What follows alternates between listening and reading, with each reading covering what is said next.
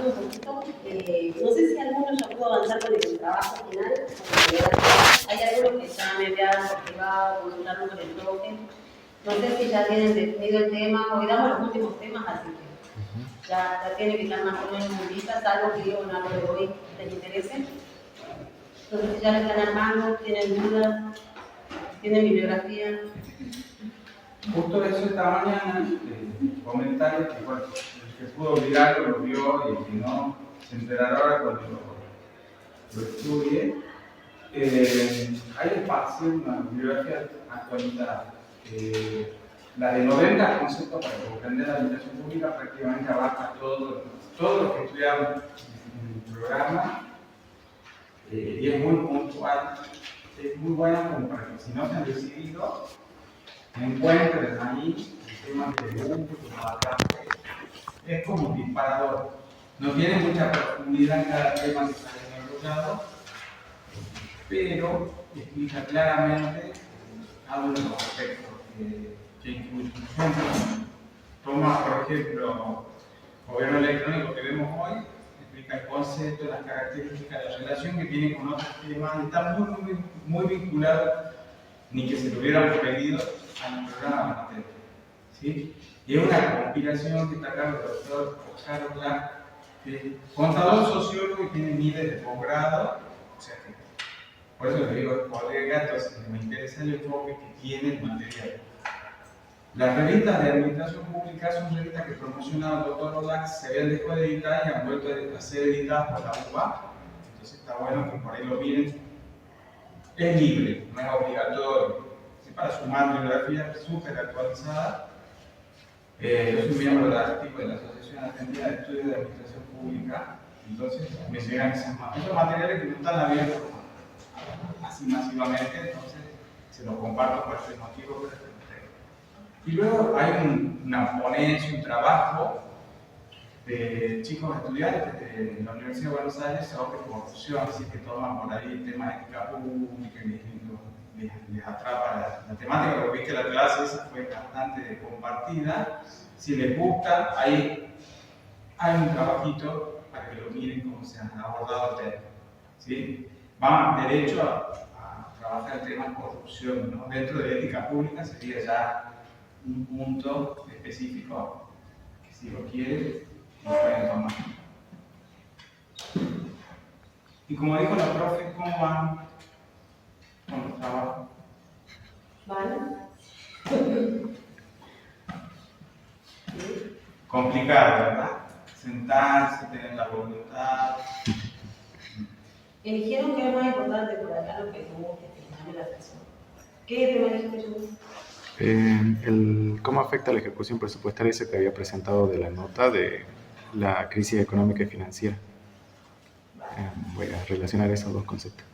Pero tengo que pedir más información en la municipalidad y quiero ver si me dan primero. Todavía no fui, digamos. ¿Cómo afecta? A la ejecución presupuestaria. Lo que ¿Digamos una partida de libertad? Sí. Ah, sí. Lo cerran bien. Sí. Sí. Lo La que... verdad que había enviado una resolución que tenía que ver con eso. Sí. Está bueno. Está bueno si lo escribirlo también. Sí, voy a tratar de ver qué info me dan. Elección de temas. No sé cómo te ves. ¿Necesitas alguna ayuda en los tres expedientes, no? Si vos ves que cómo va con el tema, ¿ya te interesó alguno?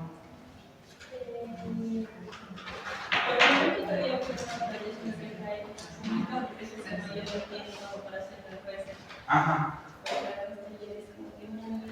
Si vos querés tomarte así vinculado a Perú, te lo súper bienvenido, porque de paso así aprendemos nosotros también, conocemos de la realidad de allá, que es muy interesante. Están en proceso electoral, así que... Sí, ahora incluso hay mayores procesos. Perfecto. Por esta chica, ¿cómo andan ustedes con el trabajo? Está buenísimo. ¿Están bien? Bueno. ¿Alguien más? No. Sí, ¿ya hay gente con esto? No, pero me gusta lo que es la posición. ¿Cuál, perdón? Anticorrupción y todo. Ah, la oficina anticorrupción. La unidad de control. Organismo Organismo de control. de control más moderno, digamos, ¿no? Serían los más nuevos que surgen después de la reforma constitucional. Ajá. Bien, interesante. Tendría que focalizar nacional o provincial como pasa. Sugerencia a todos, cierren el trabajo para que no se les haga muy grande y ustedes lo puedan focalizar.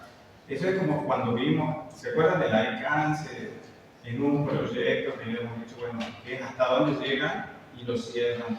Entonces ustedes por ahí empiezan a la introducción diciendo, voy a abordar la ética pública desde el punto de vista solo del marco conceptual y con algunos ejemplos aplicados a tal gobierno, a tal municipio, o a tal caso visto en las clases prácticas que la profe le hizo mirar muchas noticias bastante actualizadas, entonces cerrarlo para que lo puedan ustedes manejar mejor.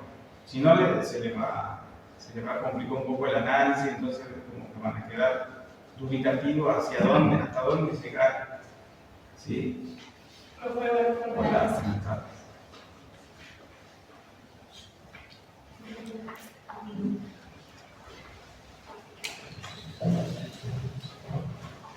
¿Quién más tiene algún avance de la monografía? No. Bueno, no duden en consultar. No nos molesta si nos consultan en forma, digamos, privada. Ahora, lo lindo sería que sea en el grupo, ¿no? Para que, por ahí si hay algún chico que tiene la misma duda, no la diga. Salvo que sea muy específico, decir, bueno, profe, ¿qué le parece? Es muy personal el problema. Pero si son dudas compartidas, que puede servir a un compañero, mejor si lo plantean dentro del grupo, porque no tenga miedo, no lo vamos a tratar. Igual no se preocupen si encima se repite. O sea, por ejemplo, ya nos pasó que haya 2 o 3 que se plantea el tema de oficina anticorrupción, por dar un ejemplo, y cada uno le da un enfoque diferente. Así que una introducción, un desarrollo, lo único que puede coincidir es el marco teórico, que obviamente va a ser la ley de creación, pero después cómo lo desarrollan, cada uno siempre le da el toque personal y las conclusiones mucho más.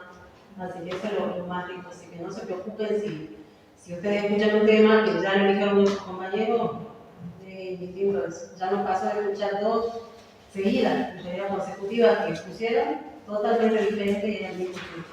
Así que la verdad que no hay problema con eso. ¿Sí? Cada uno le va a dar un perfil, o sea, si va a notar que un trabajo individual, es como dice la profe, por ahí algunos chicos les gusta más la parte impositiva, entonces siempre se van para ese lado, o para la parte contable propiamente dicha, entonces lo abordan de ahí, o les gusta la parte jurídica, ven la normativa, entonces se nota el enfoque, digamos, el toque personal que dan, y eso es muy interesante. Hablando de eso, no les había comentado a los chicos ni al profe. Esta semana estuve en comunicación con el director del CFI, la filmina que les di sobre el laberinto de la coparticipación era el director del CFI, del Consejo Federal de Impuestos, que vino, pues yo les comentaba que estuvo acá en la facultad, que me ha sido una buena oportunidad de verlo y escucharlo hablar sobre coparticipación. Es alguien que trabaja ahí en coparticipación hace 20 años. Y es el que calcula diariamente cómo se hace el boteo de coparticipación en todas las provincias. Le comenté que se nos había dado, que la verdad que me había gustado ver gráficamente cómo se arma la coparticipación. Y se ofreció para dar una clase virtual, si tenemos, no creo que tengamos tiempo este año, pero la verdad que tan generoso que me dijo cuando necesitemos, él se conecta virtualmente y nos puede dar un paneo sobre coparticipación. Así que si alguno necesita más material también sobre eso, está totalmente abierto a brindarnos más también. Si no, se planteará como acción de extensión y invitaré a los chicos. Llegaremos como al año, no sé.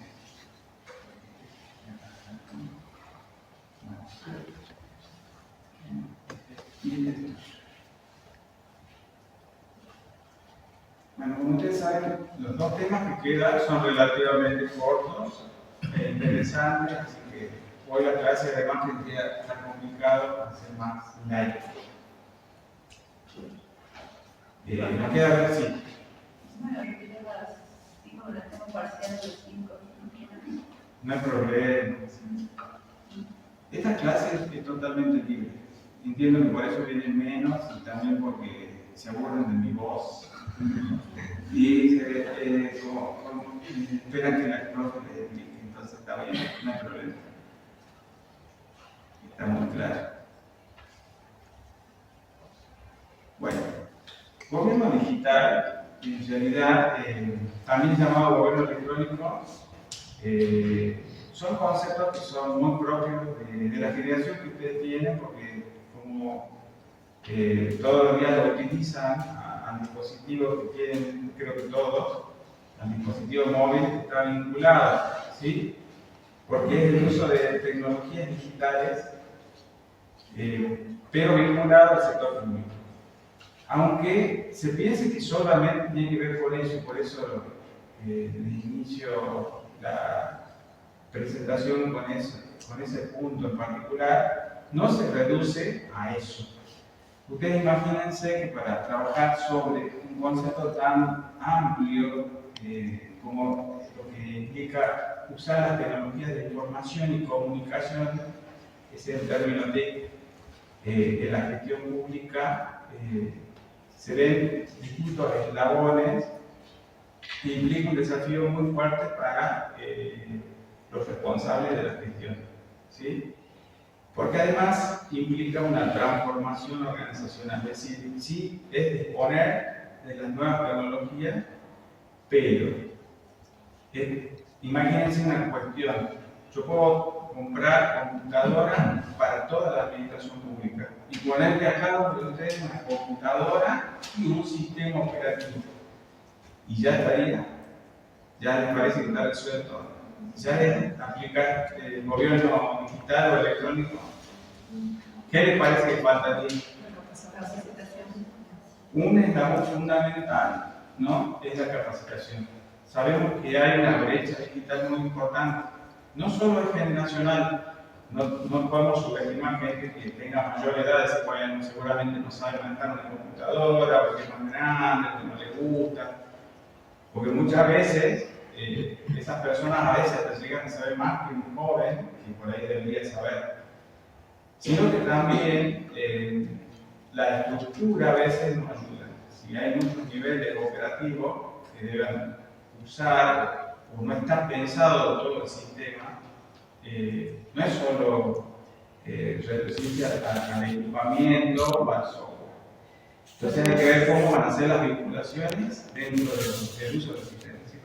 Perdón, dos connotaciones que tienen que ver con esto. Entonces les hablaba de dotar de un cierto nivel de hardware, o sea, computadora, pero no solamente la capacitación es importante, sino la conectividad.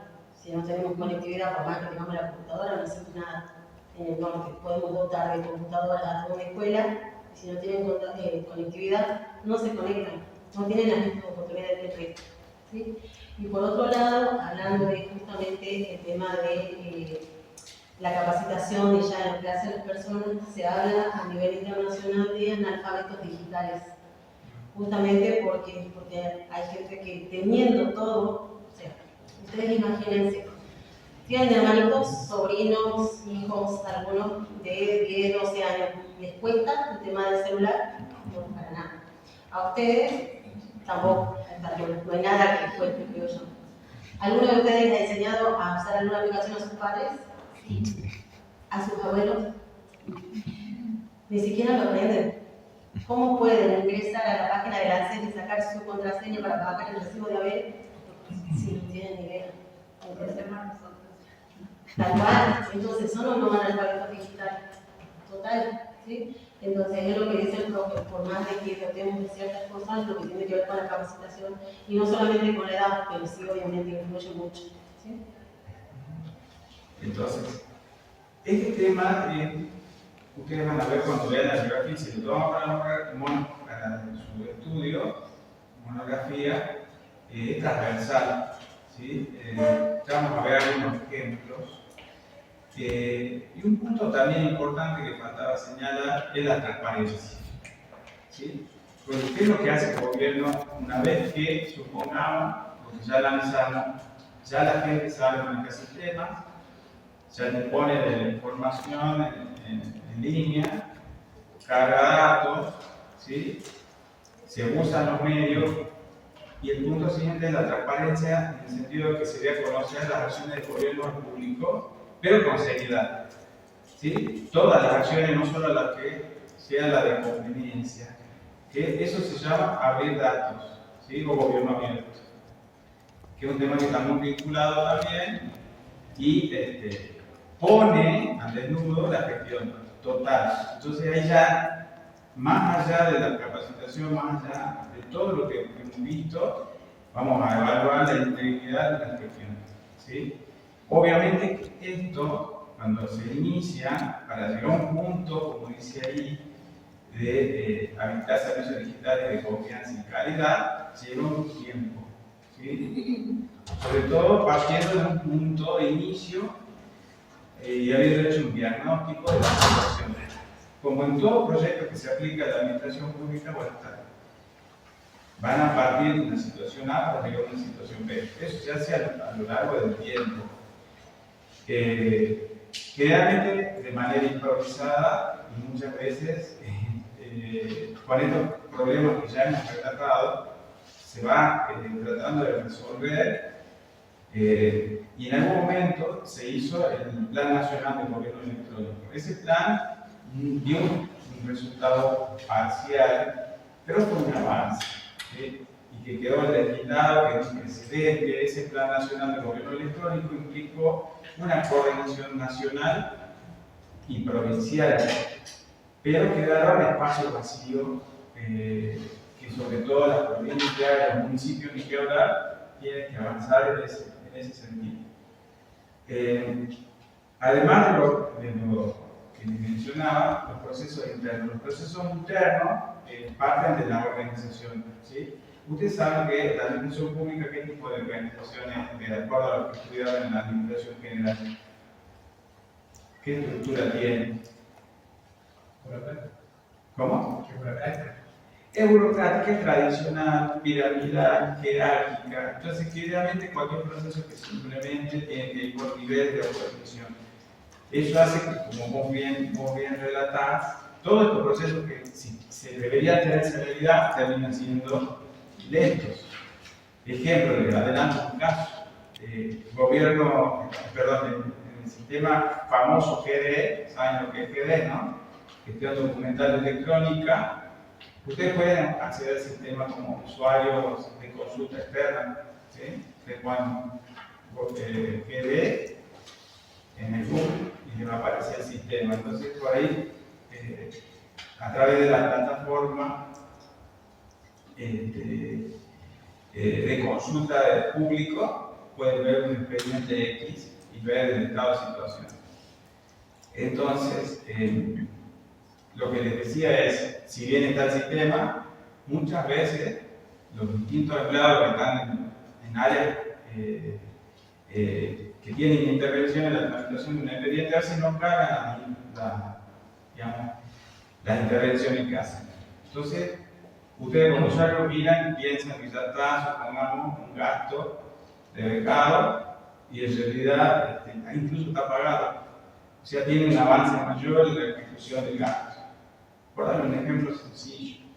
Y así en cualquier tema. El Poder Judicial también tiene un sistema electrónico de gestión propio de las tramitaciones judiciales, donde se puede ver, por ejemplo, si ha habido una sentencia y hay que hacer una ejecución. A veces se carga o no la ejecución, se puede visualizar en la cuenta bancaria. Y la propia empresa que es intimada a veces no puede saber si se ha pagado la multa definitiva o no. O sea que a veces no crean que lo que les quiero decir es que estos avances que se visualizan son reales, sino que por ahí hay descuido o hay falta de determinadas cuestiones que hay que aceptar. como le dice el profe, hay múltiples factores que pueden llevar a que teniendo todos los requisitos para poder digitalizar, no se puede realizar, no podemos avanzar como quisiéramos. También les decía que es transversal. En el caso de los ingresos, yo tengo ejemplos de que venimos avanzando con la provincia a digitalizar todos los ingresos a nivel provincial. Hay muchos ingresos no tributarios, o sea, no estamos hablando de ingresos brutos, que generalmente tiene la plataforma de reglas, se hace la declaración, se hace un web y se paga a través de la página, ¿sí? No queda otra salida, no hay manera de hacer un efectivo en algún lado, no, ya no, todo está digitalizado. Pero sí los servicios no tributarios. Una multa a una persona que transgrede la norma de pescar en una época que no es la época de pesca, ¿sí? Le lleva una multa y eso muchas veces sí se paga en efectivo dentro del ministerio que corresponde. Se les ha dado terminales, los postnet, se ha habilitado botones de pago del Banco Macro, se ha habilitado un montón de opciones digitales, porque nosotros de tesorería queremos centralizar y digitalizar todos los ingresos. Y no logramos. Hemos llegado a casos de tener que ver casos específicos donde en realidad van al cajero y el cajero les dice no tiene que ser en efectivo. Y tiene el postnet al lado y no lo utiliza. Porque esa gente tiene la resistencia porque cobra un plus por falla de carga. Y cree que si digitaliza va a dejar de cobrar. Entonces ahí estamos. O sea, como dice el profe, es múltiple las razones por las que no se puede llegar a la digitalización total o que puede tener cierto fracaso o retraso en la implementación. Y tomando justo este punto de la profesora, es algo que ustedes conocen, lo que se está empezando a hacer es que todos esos trámites que son más rutinarios, que no requieren decisiones que sean discrecionales o que no tengan que ver con creatividad, y ahí dejo eso entre paréntesis, se está dejando a módulos de prueba basados en inteligencia artificial con algoritmos que calculan, supongamos se va gestionando la ejecución de un gasto, dado ciertos parámetros, automáticamente va haciendo las intervenciones en el sistema. Por lo cual, se saca a los empleados de esas tareas rutinarias que incluso por X razones no las hacen, y lo hacen con un sistema de forma automática, para que los empleados ahora tengan un nuevo rol que sea más estratégico, más innovador, piensen otras tareas, otras funciones, que no tengan que ver con esas cuestiones rutinarias, con cuestiones, pasar un expediente acá, no, si me olvidé de cargar esto, no, pero aquel dictamen no tenía, o sea, la inteligencia, si uno la precisa, es, digamos, súper eficiente en ese sentido, y es lo que se está haciendo con módulos de prueba, todavía no está totalmente implementada, pero esa va a ser la tendencia, ustedes seguro que lo van a ver. Entonces, ¿qué va a pasar? Acá va a haber una transformación muy fuerte en la administración, donde, como les digo, la mayoría de los empleados van a dejar de tener, sobre todo en las administraciones centrales y en el gobierno nacional, después se va a ir trasladando a las provincias y los municipios paulatinamente. Eso seguro va a tomar tiempo. Pero, ¿qué va a ser requerido? Mayor formación. Entonces, ¿por qué? Porque los empleados ya no van a poder estar para pasar un expediente o para hacer lo que nosotros hoy vemos que hace un tradicional empleado público, sino que va a tener que estar muy bien formado para pensar en el mediano y largo plazo con otras acciones que sean competentes al área. Si el área nuestra, si es un área de planificación financiera, contable, patrimonial, tendremos otro tipo de intervención que ya no va a ser esa de solamente temas rutinarios de cálculos. ¿Sí? Eso está bueno. Hoy mismo se da con el sistema de expedientes, por ejemplo. En Nación ya todo está digitalizado. En expedientes no hay expediente físico. Todo se maneja a través de expedientes digitales. En la provincia estamos implementando. Hacienda es el primer ministerio que a partir de junio del 23 ha establecido de que no se haga ningún expediente más físico, digital únicamente. Igualmente tramita lo de otros ministerios. Pero imagínense, a nosotros nos tocaba esperar entre 2 y 3 días que el expediente se traslade de un ministerio a otro. Que se hacía el pase, que pasaba, que lo llevaban a esa entrada, de un lado a otro. 3 días puede demorar. Hoy, con la digitalización, pedimos el pase y en 15 minutos lo tenemos en nuestra bandeja. O sea, y como dice el profe, esa persona que se encargaba de hacer el pase y llevarlo y traerlo y la otra recepcionarlo y hacerlo pasar de una mesa de entrada hasta tenerlo en la mano, hoy se tiene que buscar otro tipo de funciones. Porque ya no, o sea, aparte de que tiene que saber manejar obviamente el sistema digital.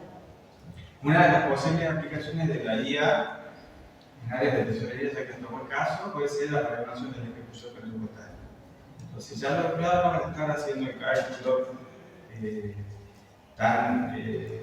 con planillas de Excel y demás, sino que ese sistema lo va a hacer de forma automática y nosotros les llevaremos a los funcionarios, los profesionales, los técnicos del área, las necesidades de financiamiento que haya para los periodos que se necesitan. Porque ahí se va a eficientizar la toma de decisiones. Es decir, esa es una herramienta, no hay que tener miedo porque sirve de gran ayuda. Porque ya es más precisa siempre y cuando la sepamos usar. Tenemos que darle, los parámetros específicos para que lo haga bien y ayudar a tomar mejores decisiones para que los funcionarios sean más eficientes. Entonces eso va a ser beneficio de la gestión. Y como es con la profe, hoy se está visualizando en determinadas áreas, no en todas, pero la perspectiva es que seguro, en un corto o mediano plazo, esto se va a implementar. ¿Sí? Aparte barata mucho los costos. Imagínense que un costo de un sistema es mucho más bajo que tener, está feo que lo diga, pero ya muchos empleados dedicados a esa tarea. Entonces, tal vez un empleado dedicado a esa tarea, porque por eso es más feo, sobre todo el día de hoy, se dedique a otras tareas que sean requeridas, donde haya necesidad, como dije, de mayor creatividad, de mayor planificación o de la especialidad que tengan. ¿Sí? Y de paso, va a requerir mayor formación. Es decir, la gente más formada va a tener las mejores posibilidades de intervenir. Y los menos formados, bueno, habrá que estudiar la manera en la que puedan participar. ¿Sí? ¿Querías decir algo? Tenías ahí mucho para decir. No, me acordé de áreas, ¿cierto? O ministerios que antes utilizaban, por ejemplo, de modernización, por el tema, ¿no? La Secretaría de Comunicación de Gobierno Abierto, también se habla de gobierno abierto. Sí. Me estaba acordando de... Y viene bien tu aporte, porque justamente el Ministerio de Modernización, no Secretaría, hoy el Ministerio ha creado uno de los posibles usos del gobierno digital, que es la aplicación Tujujuy, digo bien para cambiar el nombre, donde ya se pueden hacer los trámites digitales en línea. Ya no es necesario ir a hacer fila para sacar el cambio sanitario, las planillas puntuales. Hay algunas cosas para ajustar, pero ese es el camino. ¿Sí? El Tujujuy es una similitud a lo que es de Argentina, obviamente. O sea, es tratar de centralizar todos los trámites digitales en una sola aplicación, para que uno no tenga que tener clave de renta, clave de inmuebles, clave de proveedores del Estado, clave de no. Uno se lo guía una sola vez y puede acceder a todos los sistemas donde uno tiene la data. ¿Sí? O sea, ahí se apunta, está en camino. Como dice el profe, hay algunas de las aplicaciones que ya están en uso, no todas todavía. Bien, y como apareció ahí, uno de los puntos centrales que yo les decía, que también la transparencia, mostrar la gestión, es que todo esto que se hace en torno al gobierno digital termina dándole mayor protagonismo al ciudadano, o sea, mayor empoderamiento al ciudadano. ¿Por qué? Porque justamente hoy le llega información por vía informal, es decir, a través de las redes sociales, que se está haciendo esto o lo otro, cuando en realidad se puede fortalecer el desarrollo de la democracia si hay una mejor comunicación con el ciudadano, ofreciendo estas plataformas, por ejemplo, de uso para trámite, o informándole cómo se gastan sus impuestos, para que sepa y pueda aportar. Esto, ¿se acuerdan cuando por ahí habíamos comentado el caso de presupuestos participativos vinculados a ¿sí? Es posible también vincularlo a eso. ¿Sí? Justo cuando llegamos a clase le comentaba al profe de que esta semana estuvimos muy ocupados. No sé si alguno tiene hermanos, parientes o sobrinos en el secundario. Este año ustedes, cuando estuvieron, hace algunos carroceros, tienen la experiencia de que se le brindaba al gobierno de la provincia un sándwich el día que iban a cada desfile, ¿sí? Este año se ha optado, justamente apuntando a la transparencia que dice el profe, a hacer una transferencia. Se ha abierto una cuenta bancaria a cada uno de los chicos que eran carroceros y se les ha hecho la transferencia directamente para que cada uno pudiera comprar lo que quisiera.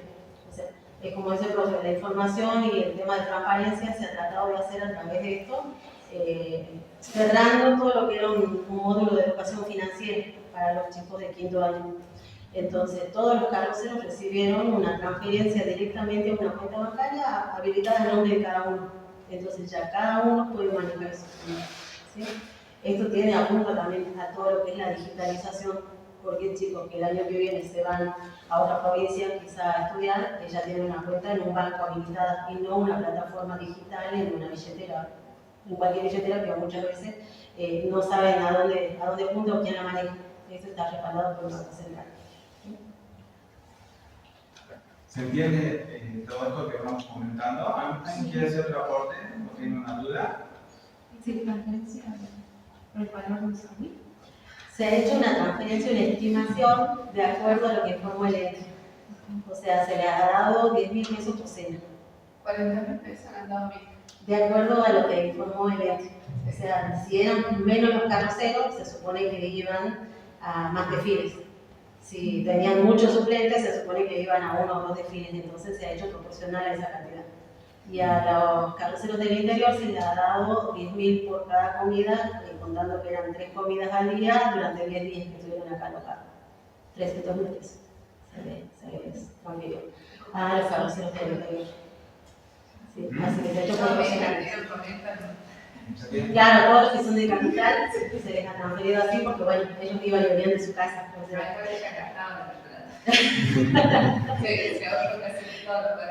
me han comentado que hay chicos que ni siquiera comentaron que les habían transferido a los padres, así que por lo menos saber eso, ¿no? Pero bueno, ya es la independencia de ellos, justamente a partir de los 15 años podían habilitar esta cuenta, sin autorización de los padres. Entonces, que todo eso vimos reflejado y bueno, era el cierre de lo que era educación financiera, para que cada uno pudiera también aprender lo que era un presupuesto y poder manejarlo en el tiempo que estaba vigente este presupuesto, que era durante todo el tiempo de las carrozas. ¿Qué les parece? ¿De dónde salieron los fondos? Son los mismos fondos que se aplicaban para comprar el sándwich, nada más que la idea era que tuviera cada uno independencia. ¿Por qué no vales en vez de transferir el dinero? ¿Cómo? ¿Por qué no vales que puedan utilizar en una serie de comercios que tengan delitos? Porque entonces en ese momento cerrás a ciertos comercios y entonces no estás usando la libertad de comprar donde quieras. Claro, sí. Porque eso era lo que se decía siempre, que compraban los sándwiches a un solo proveedor. Y entonces, ¿quién se beneficiaba? Un solo proveedor. La idea era que los 4.000 chicos tuvieran su dinero a disposición y lo gastaran en lo que quisieran. ¿Y te quedó la cuenta ya? ¿Cómo? Sí. Si les queda la cuenta, si no lo utilizan, después de los 4 meses se cierra. Y si no, si la siguen utilizando, ya es una cuenta operativa de Banco Norte. Que la pueden utilizar el año que viene, cuando se vayan a otra provincia. ¿Qué les parece esto? Es un avance significativo de una medida de política pública. Años atrás, sabe la profe, era expresa de determinadas personas que hacían eso. Pero es más transparente porque, o sea, no es que, por ejemplo, puede decir, no, gastamos 30 y en realidad gastaron 20, o sea, se le da 30 a los chicos y listo. Y lo gastaba. En esta ocasión ni siquiera se circunscribió, porque bueno, se planteó en algún momento de que solo se puede utilizar en comercios que vendieran comida, porque era la idea, que fuera para que pudieran comer. Pero no se circunscribió eso tampoco. Como era lo que pero no quería hace hacer. falta otra cosa y que no se comida. Tal cual, decíamos transporte. Igual, bueno, hubo comentarios de todo que utilizaban en bebidas, pero decíamos, bueno, capaz que el dinero de los padres no venía. Dele todo. Pero bueno, Es una medida que la comenta la profe también se aplica en el Gobierno Nacional de la Ley Social. ¿Sí? Vieron que ha habido un proceso muy fuerte, muy resistido, para sacar los intermediarios de las políticas sociales. Bueno, ahora, si ustedes observan, hay menos, digamos, en ese, hablo de los planes sociales, no la parte de jubilación y pensión y demás, que ha estado muy politizado, eso tiene otro tratamiento, pero sí en la parte de políticas sociales llega cada beneficiario en forma directa, sin intermediación de nadie. Ninguna fundación, asociación que va en nombre de fulano o mengano. Tarjetas alimentarias. Claro. Todas las políticas tienen nombre y apellido y un beneficiario directo que es un menor al cual se intenta asistir, o una mamá en situación de riesgo cuando son mamás que hay una política social vinculada a las mamás que están con problemas de género. Y así están las otras. Es como el caso que dijo la profe, o sea, se aplica directo al beneficiario, ¿sí? Y es como marca la transparencia y el saber que la respuesta es más directa, a diferencia de lo que se decía en anteriores oportunidades, porque aparte la tecnología no nos permite. ¿Sí? Hoy la tecnología está disponible, hoy se puede hacer, lleva mucho trabajo, como dijo la profe, ¿sí? Habilitar cuentas, hacer un seguimiento, hacer control, ver que se hayan usado. O sea, todo eso lleva detrás una tarea, pero justamente esto es lo que les decía. Los empleados que dejan de hacer tareas X pasan a hacer como tareas de control, de auditoría, de seguimiento. Y esto que dice el profe de controlar, que tengan control cruzado, nosotros hemos trabajado con el ente. El ente que informaba, o sea, cada colegio informa a los carroceros al ente. El ente nos informaba a nosotros del listado, nosotros hemos cruzado la educación financiera que le hacía el Ministerio de Educación, aquellos que habían aprobado el curso, se habilitaban las cuentas y se transfería a todos aquellos que habían sido habilitados por el ente. Y una vez que se terminaron las transferencias de los 4.000 chicos, se hizo un listado por cada colegio y se lo envió al ente para que lo pueda difundir, o sea, era totalmente público, cuánto había recibido cada uno de los chicos. Hubo casos, como dice el propio también, el tema de que no pudieran recibir, por ejemplo, porque nos enteramos que no tenían documento físico. En el camino perdieron el documento y no se puede validar una aplicación, cualquier aplicación, si no se tiene el documento físico. El salir a buscar alternativas como acercarse al banco, obviamente. Con un documento digital se acercaban al banco y podían retirar el dinero o transferirlo en algunos casos. Entonces, pero bueno, múltiples situaciones que van surgiendo en el camino, como te decía el profe, no se da todo al 100% como uno pretende, pero bueno, se va aprendiendo en el camino y supongamos que para el año, supondremos, que estará mejor. Se podrá hacer de otra manera, pero esta vez la verdad que han sido 3 semanas durísimas de trabajo tratando de y algunas veces uno cree que los chicos más chicos utilizan la tecnología y algunos no son tan rápidos, no tienen todo el material que se necesita y bueno, también tuvimos varios traspiés en eso, pero logramos realizar todo esto antes de terminar la fiesta, que tuvieran todas sus acreditaciones. ¿Alguna aporte más, chicos? ¿Usan la plataforma Mi Argentina o la aplicación Mi Argentina? ¿Todos? ¿No? ¿Qué les parece? Lo estaba hablando durante la pandemia, ¿no? Sí. Si ustedes ven, tienen, o sea, eso también está medio camino. Es un avance, pero no tiene un desarrollo total como se quisiera, ¿sí? Porque por ahí está el documento, está la licencia de conducir, está la cédula para que posee un vehículo o tiene el permiso de usarlo, pero faltan muchas otras cosas, ¿no? Por ejemplo, cuestiones laborales, ver los aportes que uno tiene, se lo ve pero parcialmente, ¿sí? Se informa que empresa, obra social tiene o aseguradora tiene, pero no se pueden ver, por ejemplo, no hay una conexión directa con las bases de la CNT. Eso es por una falta de integración.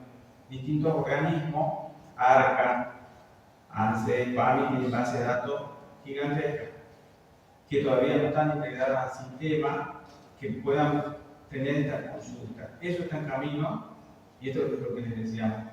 Para llegar a tener un verdadero gobierno digital es que uno tendría que consultar cualquier información de un ciudadano y tenerla total. Si quiere saber cuántos años tengo de aporte, les interesa a ustedes, eso no voy a decir, pero no. Yo sí, estoy desesperado ya por jubilarme, entonces yo quiero ver cuántos años me quedan y rezar para que pasen rápido.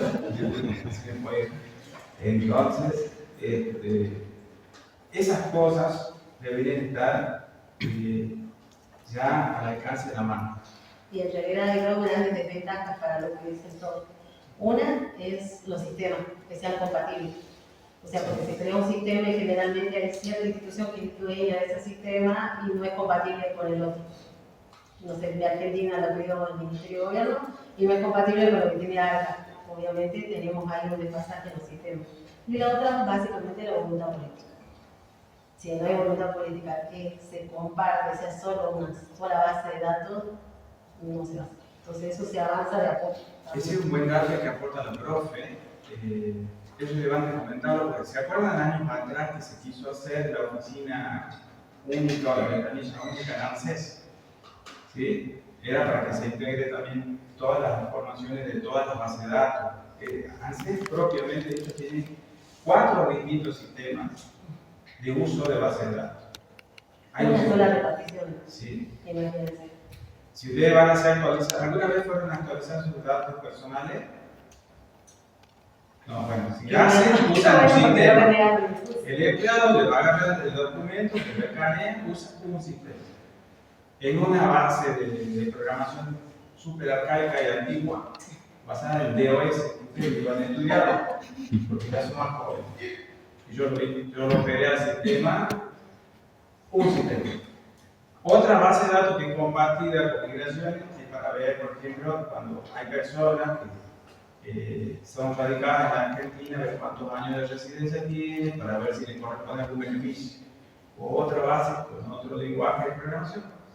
La base más importante que tiene, que ya por ahí toma ciertos datos, no todos de ahí, en otro lenguaje de programación y así sucesivamente. Ustedes van a ver que el departamento de informática de ANSES es grande, tiene muchos analistas y programadores en cada una de las cosas ahí, porque tienen que estar respondiendo a estar apagando incendios de fallas del sistema, porque se producen a veces inconsistencias en los propios datos que manejan. Es más, por eso es que a veces hay que estar contratando gente que nos haga la calculación para cuidar que los aportes estén bien calculados, que no nos falte nada. Muchos colegas nos dedicamos a eso, también van a ver muchas personas, digamos, profesionales, colegas que lo hacen porque tienen conocimiento del tema y es complejo. Pero bueno, otro ejemplo que les queríamos contar, que se lo adelantamos, es el famoso GDE.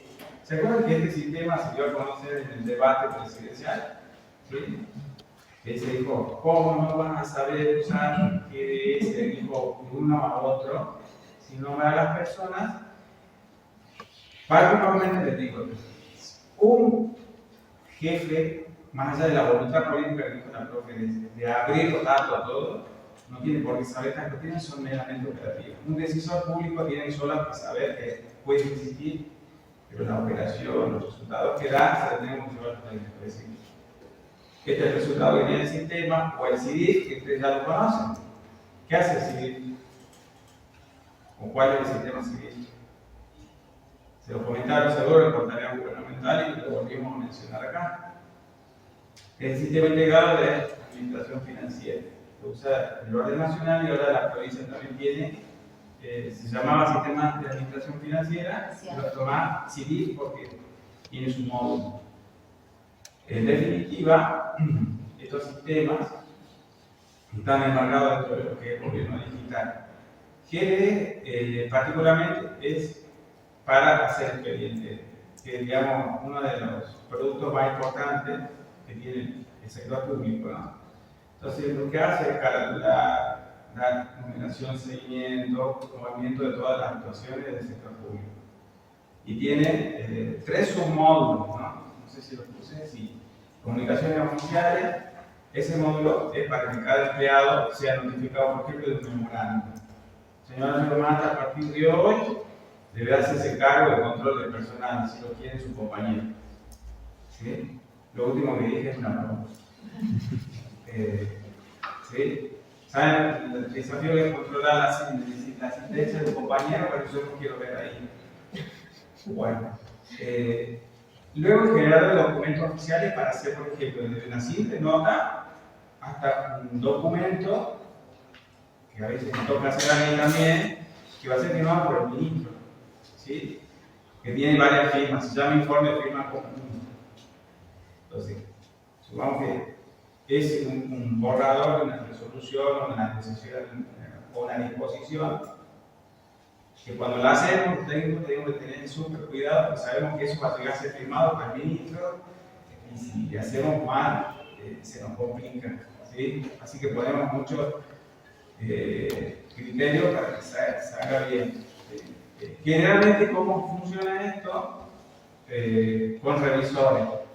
Cada nivel de funcionario tiene un revisor. Imagínense que la ministra Petovero está ella mirando, ¿qué hizo el Alfredo hoy? Hoy la resolución yo la tengo que firmar. No. Tiene abogados que van a controlar lo que yo haga. Tiene contadores y algo contables que van a controlar lo que yo les mando. Y ellos reciben, habilitan para que ella firme, habiendo revisado, ella automáticamente firma todas las secuencias de documentación. Hablando de ese tema, ¿cómo creen que es la firma en ese caso? Digital, ¿sí? Eso es lo que la provincia todavía no ha avanzado. ¿Por qué? Porque no tenemos la firma digital de los funcionarios. Son muy pocos los que tienen digitalizada la firma. Entonces tampoco podemos avanzar tanto en la digitalización de expedientes y demás. Lo que se hace hoy en la provincia es que aquellos que tienen firma digital, firman digitalmente. Y aquellos que no, se firma, se imprime, se firma y se adjunta los documentos con la firma manuscrita. Entonces todavía no está totalmente digitalizado. ¿Sí? ¿Qué tiene de bueno esto? Que, digamos, es un súper avance, sobre todo en áreas que tienen estructuras complejas y decisiones complejas, como por ejemplo las áreas sociales o las áreas de manejo de fondos. Cuando hay muchas intervenciones, se asegura que esté realmente conforme a la normativa y hay muchos controles, entonces difícil que haya desvíos, ¿sí? Porque ahí opera también los sistemas de control interno. Una de las intervenciones que se hace cuando hay alguna, seguramente alguna vinculación presupuestaria o patrimonial, el órgano de control interno tiene intervención dentro de esas firmas digitales o de los pasos, porque todo esto después es absorbido por un expediente electrónico. Ese expediente electrónico tiene un número codificado, incluye el año, la dependencia, y se puede visualizar quién lo hizo, cuándo lo hizo, qué intervención hizo. Supongamos que Alfredo se equivoca 20 veces para hacer esa disposición que le dije, yo voy a ver. Entonces, la evaluación de desempeño de Alfredo le pone una calificación regular porque se vive equivocando. Entonces, lo mandaré a hacer un curso, o si no, le bajaré la categoría. ¿En serio, le digo? Así es la evaluación, ¿sí? Porque así debe ser. Para que cuando uno haga estas intervenciones sea muy cuidadoso, ¿sí? Ahora, yendo a lo que decía el profe, que iba a tener la intervención del organismo de control, interno o externo, puede ser. ¿Cuál es el órgano de control externo? En la provincia o en nación. ¿Cómo se llama? La Auditoría General. ¿Qué nos ha pasado en provincia y particularmente en la tesorería? Ya les decía que el Ministerio de Hacienda es el primer ministerio en Jujuy en digitalizar totalmente los expedientes que inician, ¿sí? ¿Qué nos ha pasado en el año 2024? La tesorería tenía 100% de sus expedientes digitalizados. Viene la auditoría, hace el control anual, pide la muestra y ¿qué se le dice desde la tesorería? No hay expedientes físicos, son dos digitales. Entonces les bajan en un pendrive la muestra de los expedientes digitales, porque cada expediente se puede bajar en un archivo PDF. Se le da en un pendrive y la auditoría dice que eso no basta, porque ellos tienen que ver directamente de los sistemas, que se puede manipular el archivo. Entonces se le da desde la tesorería acceso con los usuarios de la tesorería. La auditoría dijo que no. ¿Por qué? Porque tenía que tener usuario propio. Y entonces nos hace cargo de todo el año, como si no hubiéramos rendido nada. Sale la resolución de la auditoría donde dice usted tiene el cargo por no haber presentado nada de la documentación. Se hace un descargo diciendo no, sí presenté, pero esto, o sea, ustedes no me lo aceptaron. Y dice en la parte que nosotros no éramos el órgano que otorgaba los permisos para el sistema de expedientes, que era el Ministerio de Modernización, tal cual. El Ministerio de Modernización es el que tiene la habilitación de todos los usuarios del sistema de expedientes digitales. Entonces le decimos, usted auditoría vaya y pida a sus usuarios, no puede no controlar si está totalmente digitalizado. Entonces el tema de la intervención también tiene que ver con esto. O sea que la auditoría no puede intervenir si no tiene usuarios. ¿Sí? Bueno, eso lo hemos logrado y hace una semana nos llegó la notificación de que pudieron auditar todo y que no tienen ninguna observación todavía en 2024. Limpia la rendición de cuentas. ¿Alguna cosa más, chicos, quieran comentar? ¿Se entiende lo que es? Es un ejemplo, no es perfecto, les aviso. Como les había citado el ejemplo anterior, hay muchas cosas que no se visualizan en el PDF electrónico actualizadas. ¿Sí? Entonces, pues, ha pasado que muchas veces, sobre todo en mi caso, manejamos licitaciones que ya se ejecutan, ¿verdad? ¿Sí? No, que no aparecía todavía. Claro. Ejemplo, cuando tramitamos una orden de compra, esa orden de compra se está ejecutando con pagos mensuales o bimensuales. A veces no son cargadas esos pagos. Entonces, ¿qué pasa? El proveedor, ¿a quién quiere acogotar? ¿A los que están en Buenos Aires o a Alfredo? Alfredo. Entonces, Alfredo, ¿qué ha hecho? Con muchas quejas que hice llegar, uno de los avances que se solapa con el sistema es que todos los días me llega un correo electrónico con los pagos que se hacen vinculados al expediente que yo tramité. Y lo hace la tesorería del organismo. ¿Por qué? Porque ellos se anticipan y dicen, bueno, no hay forma de que el expediente tenga, como dijo la profe, a veces hay ciertos procesos que no pueden ser instantáneos, que requieren que se emita un documento o un funcionario autorizante no lo firmó, que lo firmó provisoriamente, entonces no lo puede pagar, pero igual el pago se hace, ¿sí? Pues si no entramos en mora y eso nos cuesta más caro. Por lo tanto, eso me ha informado que yo le puedo avisar al proveedor. Lo mismo con los servicios. Es decir, los servicios no me van a estar esperando, sí, que termine la tramitación del expediente, me cortan la luz, ¿sí? Como me pasó. Yo ya lo tenía el señor cortándome la luz cuando yo estaba pagado, hacía 3 semanas. Todo eso uno tiene que renegar con las áreas administrativas para que me informen el pago y yo pueda decirle, acá está el comprobante, señor Riqueza, no me corte la luz. ¿Sí? Como es digital, sucede. Entonces hay que pelear, gestionar, así con el agua potable y todo lo demás. Son avances y retroceso, porque cuando se avanza, digamos, en los sistemas, siempre encontramos, como cuando la profe vio que hay gente que no tenía documento, no se le puede abrir una cuenta. Lo mismo lo hacen, ¿sí? A veces hay escollo que hay que salvar. Siempre se encuentra una salida, ¿sí? Cuando uno, ustedes aparte están en la era de la información, así que las soluciones que aporten van a ser más pertinentes.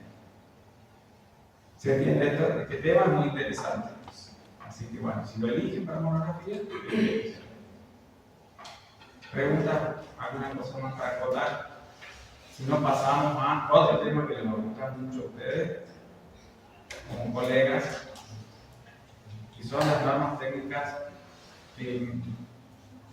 profesionales para aplicar el sector público. Acá les quiero colocar a la contadora, que es esta.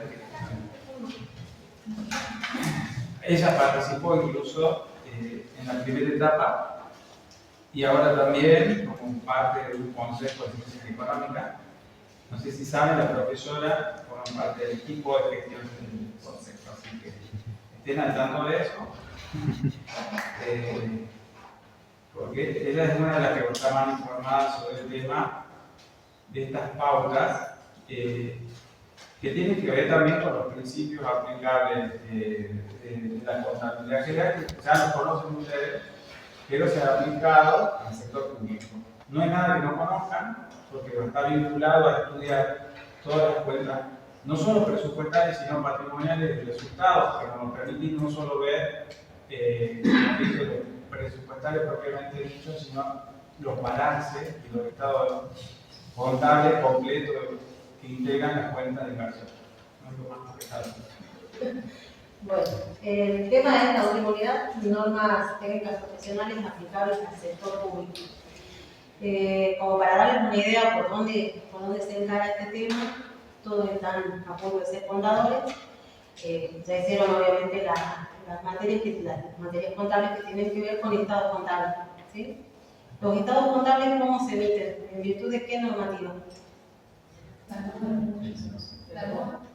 Resoluciones técnicas, ¿sí? O sea, todos los estados contables que nosotros emitimos, cómo evaluar el activo, cómo evaluar el pasivo, cómo se expone un estado de situación patrimonial, qué tipo de estado de flujo de efectivo se expone y demás, todo está en las resoluciones técnicas, ¿no es cierto? Bueno, ¿quién emite esas resoluciones técnicas? ¿Qué es la FAPS? Muy bien, Federación Argentina del Consejo Profesional de Ciencias Económicas. ¿Quién es? Es la entidad a nivel nacional que está conformada por todos los consejos de todas las provincias, ¿sí? Lo que hace la FAPSE es emitir resoluciones técnicas que son de carácter obligatorio para aquellas provincias que adhieren a esa normativa, ¿sí?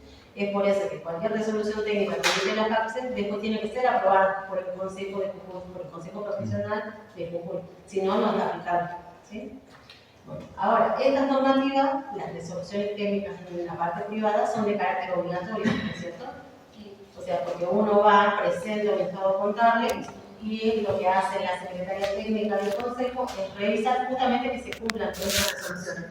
Una vez que se cumple, se certifica la firma del contador, que ese contador está matriculado y que es la firma de ese contador, pero no obligan esos estados contables y esos estados contables tienen cierta validez para ser presentados en entidades bancarias, en el sector público, ante distintos organismos, ¿sí?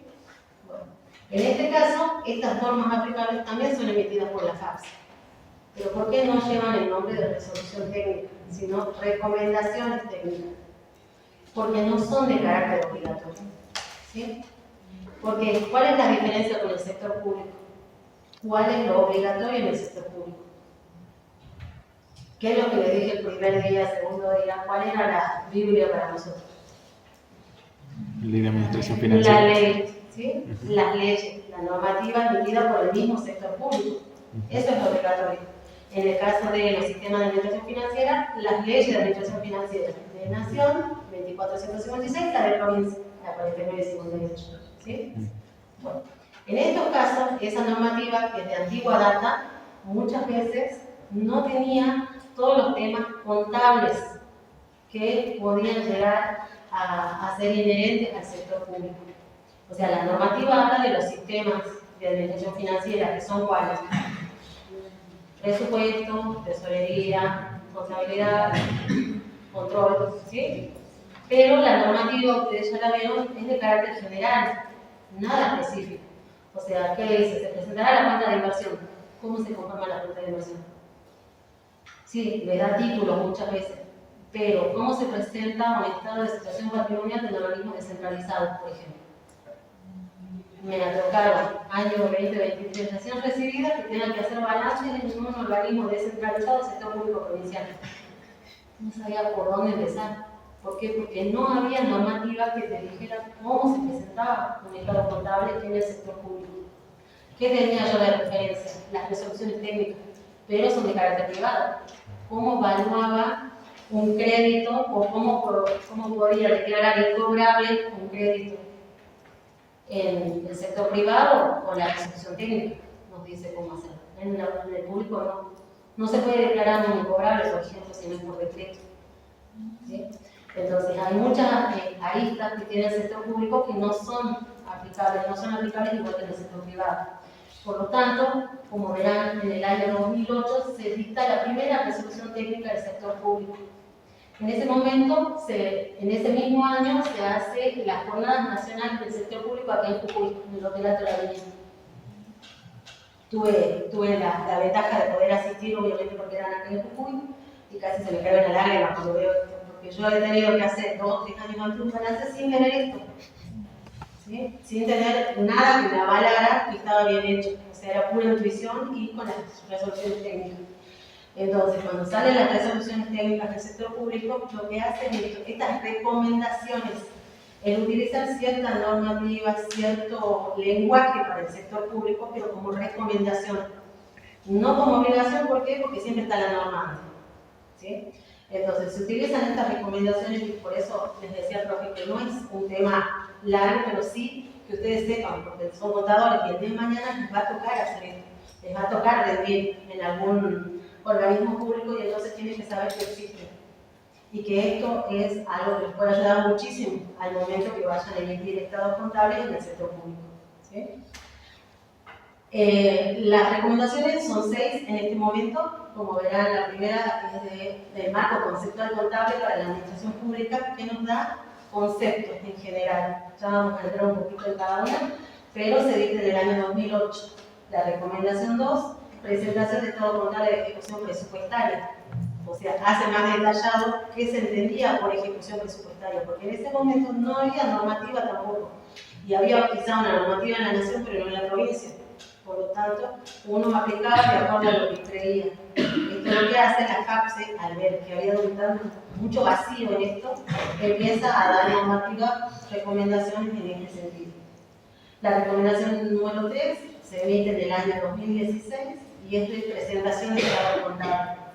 La recomendación número 4 es el conocimiento y medición de activos, ¿sí? En el año 2021, y las 5 y las 6 se emiten en el año pasado.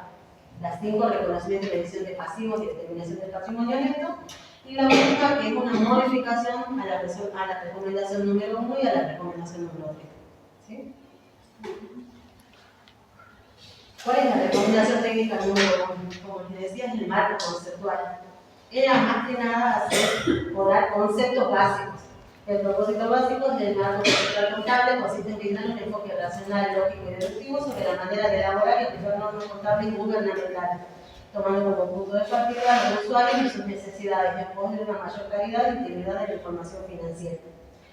¿Qué hace básicamente esta resolución? Nos da una introducción, cuáles son los objetivos del estado contable, siempre hablando del sector público, quiénes son los usuarios, así como las resoluciones técnicas, que tienen todos estos títulos y ejes de carácter privado, también en el sector público. Por ejemplo, ¿a quiénes entienden ustedes que pueden ser usuarios? Los usuarios en el sector privado, ¿cuáles eran? Los principales usuarios que tenemos cuando uno emite estado contable. Los acreedores, Los acreedores, y los accionistas, actuales o potenciales. los accionistas, la alta dirección para toma de decisiones, ¿sí? Bueno, en el sector público, ¿qué se les ocurre?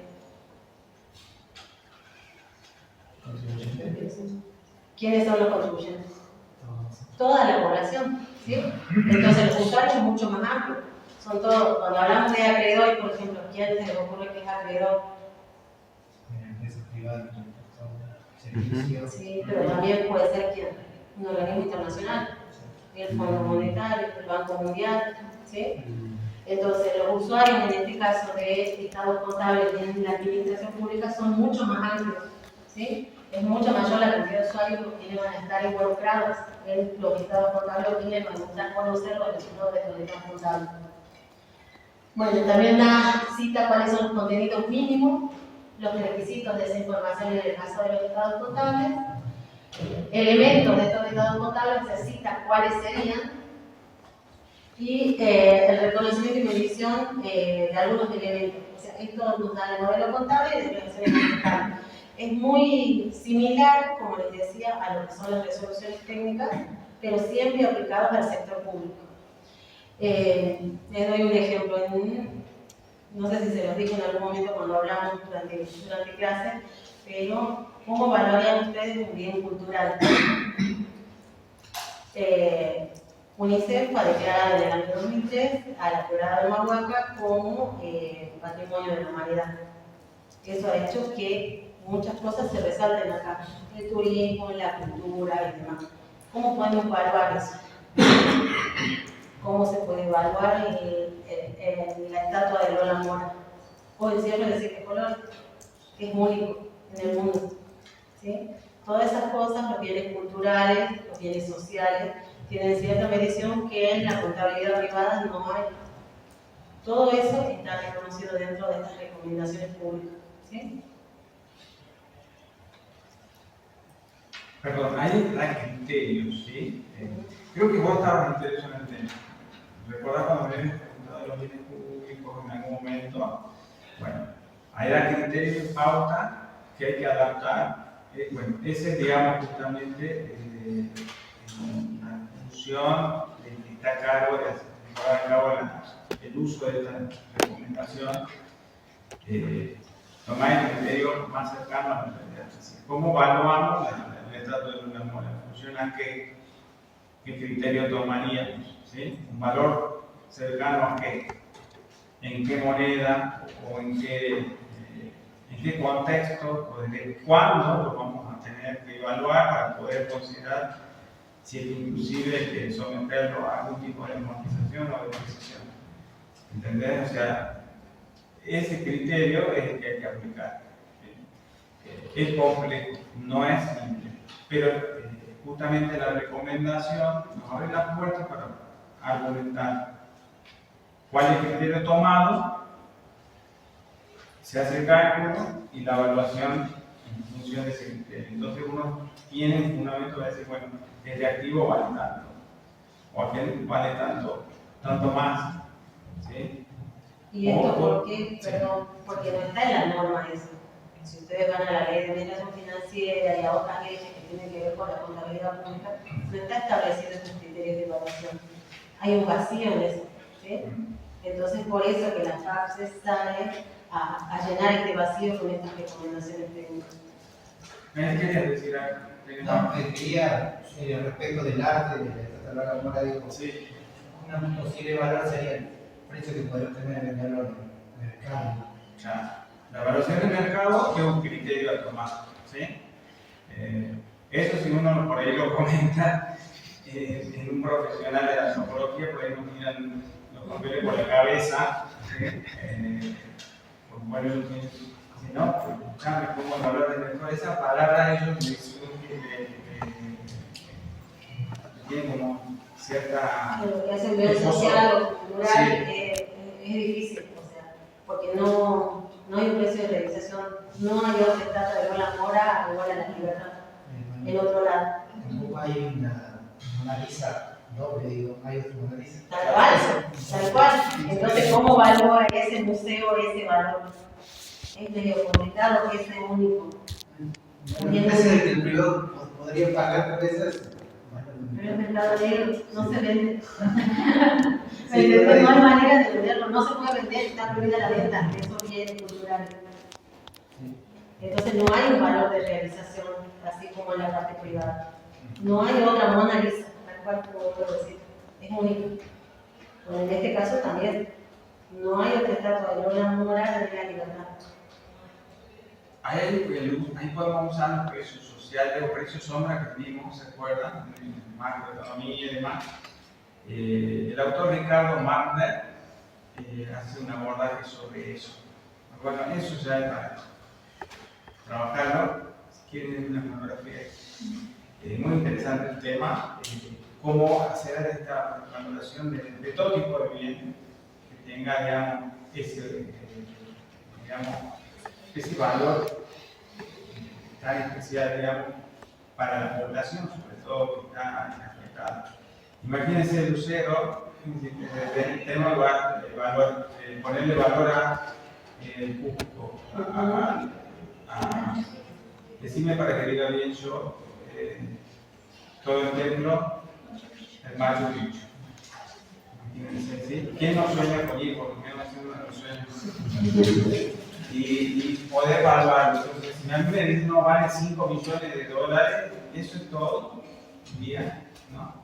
Y si le voy a decir a los pobladores, me van a tirar por el cortante, más o menos. Es invalorable, me parece. ¿No? ¿Qué te parece a vos, profesor? No te pongo que creo que más que todo no es el dinero, sino a lo sentimental o al patrimonio como lo califica. Tal cual, pero forma parte del patrimonio del Perú. Y del patrimonio económico Mundial. también. O sea, llegado el caso, hay que ingresarlo dentro de ese patrimonio. Entonces, algún valor se le tiene que dar. Es ahí donde entran estas recomendaciones, porque, como les digo, en la norma no está eso. No hay casos especiales de evaluación. Sí, como dice el profe, hay indicios de cómo se podría llegar a evaluar distintos bienes que tienen que ver con el sector público. ¿Sí? Bueno, la recomendación técnica número 2 lo que hace es hablar del presupuesto y la ejecución presupuestaria. También lo que hace es llenar ciertos vacíos, más bien lo que hace el presupuesto está mucho más tomado, hay mucha más bibliografía, más que lo que hace la contabilidad técnica, ¿sí? Y lo que dice la recomendación técnica número 2 es que se entiende por presupuesto. Es una institución de la República, es un instrumento de programación económica y social, un instrumento de gobierno que permite llevar a la práctica la política económica, un instrumento de administración y un acto legislativo. Es mucho de lo que ustedes ya han concentrado en el primer parcial sobre las distintas conceptualizaciones del presupuesto. Esto sí, hay mucho más escrito sobre este tema, ¿sí? Y lo que hace es hablar mucho sobre la ejecución presupuestaria. ¿Cuál es el objetivo? ¿Qué es un presupuesto aprobado? ¿Qué es un presupuesto inicial y final? Las modificaciones presupuestarias, las etapas, especifica cuáles son las etapas de ejecución de gastos y de recursos, la presentación en una comparación de importes presupuestados y ejecutados, el nivel de desagregación de los presupuestos, la información presupuestaria adicional. Por ejemplo, ¿cuál sería una información presupuestaria adicional? Algo que sea adicional al presupuesto, que no esté ingresado, pero que sea inherente a la ejecución presupuestaria. ¿Qué se les ocurre? Uno de los temas que hablaron hace rato.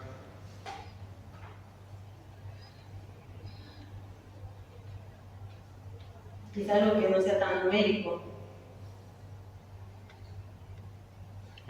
No era lo que yo le había comentado. Puede ir eso, digamos. Como por ejemplo, para que los chicos lo de la declaración de crisis económica y financiera, digamos, los recortes que se tuvieron que hacer. Por ahí no es algo, o sea, es algo que impacta en números, pero no te dicen nunca por qué, digamos. Bien. Tal cual. Bien, bien, O bien. cuando hablamos de crédito público, que esté muy endeudado, el número lo vemos que es alto, el crédito público. Pero por ahí sí tenemos con qué afrontarlo, que son de vencimiento corto, por ejemplo. ¿Sí? Entonces, eso puede estar adicional, una información adicional que ayude a entender que si bien quizá el número en el resultado presupuestario no es el mejor, pero que no estamos tan mal. ¿Sí? Perdón, ¿y algo actual que hayas visto en estos días? ¿Qué podrían informar en esta cuenta de inversión del gobierno nacional? Es importante.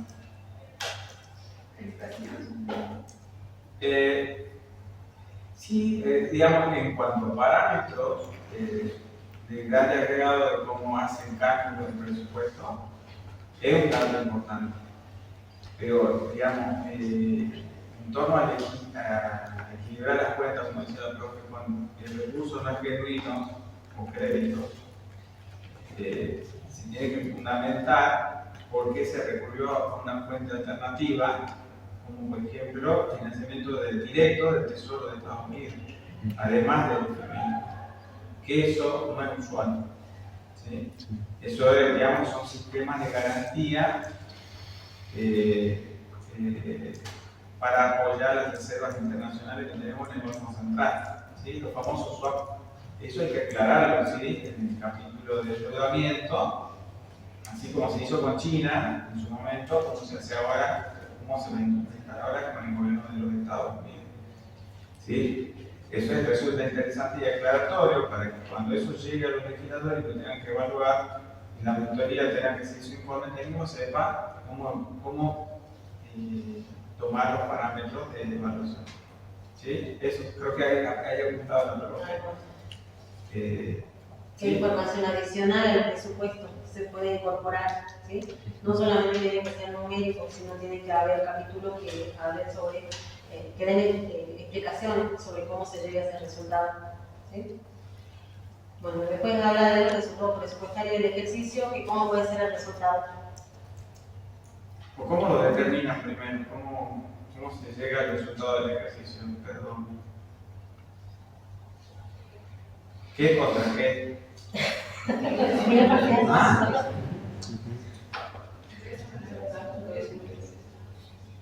¿Ingreso menos ingreso? Piensen bien. En el estado de ejecución presupuestaria.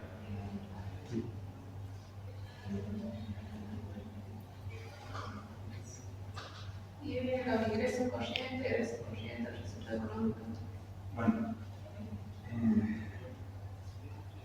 eso sería una parte. ¿Cómo determinan el resultado presupuestario del ejercicio real? Esto es un repaso de lo que vieron en el contador gubernamental. Trato de sirva para que se acuerden. Obviamente ya pasó un año, entonces bueno. Se tiene en cuenta bueno, el ingreso, el egreso y la aplicación de... Bien, primero tiene que determinar el resultado de ejecución del recurso y confrontar con el resultado de ejecución de los gastos, ¿verdad? Bien. Producto del resultado de ejecución del recurso que tiene que tener en total. ¿De qué? ¿Recursos qué?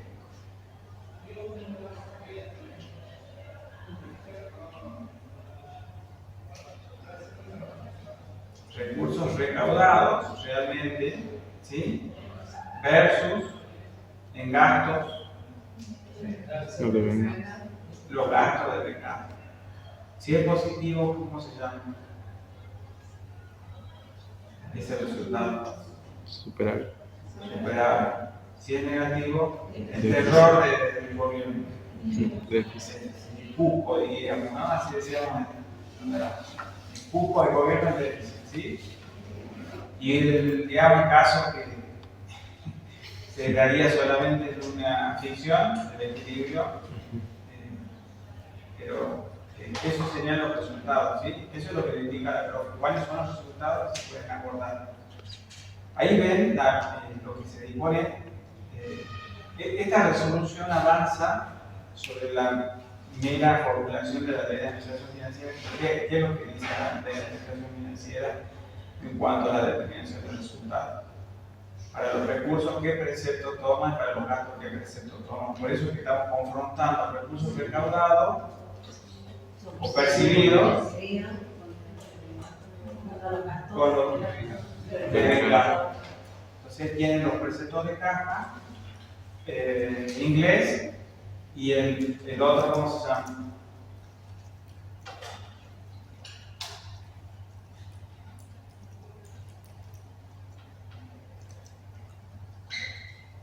Bueno, este es el repaso, ¿no?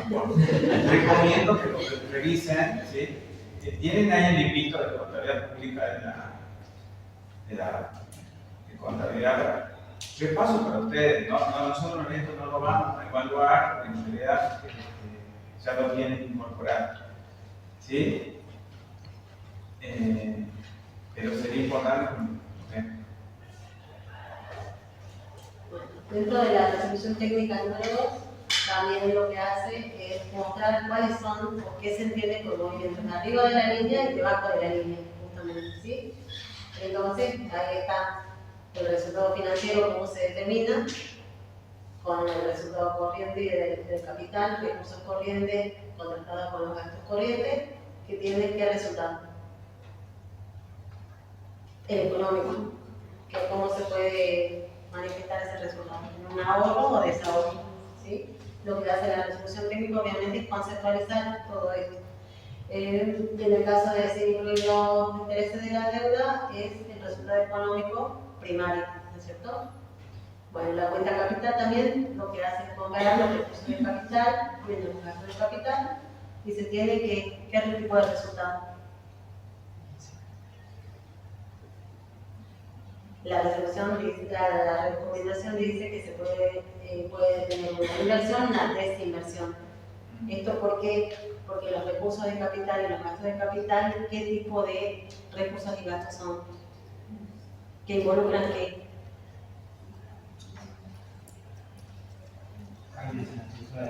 Así es, adquisición de bienes o cuando uno está vendiendo algún bien público, ¿sí? Entonces uno está aumentando esa inversión del Estado o está desinvirtiendo, ¿sí? Con esto vamos a tener el resultado financiero, que es contrastar el resultado de la cuenta corriente con la cuenta de capital. Y vamos a tener lo que recién estaba hablando el profe, un déficit o un superávit fiscal. Obviamente es casi imposible que tengamos un equilibrio cuando se hace ejecución presupuestaria, ¿sí? Y por lo que se entiende por movimientos debajo de la línea, que es la cuenta de financiamiento, que son las fuentes y las aplicaciones financieras, ¿sí? Esto nos va a dar el resultado de la fuente de financiamiento, que puede ser como también.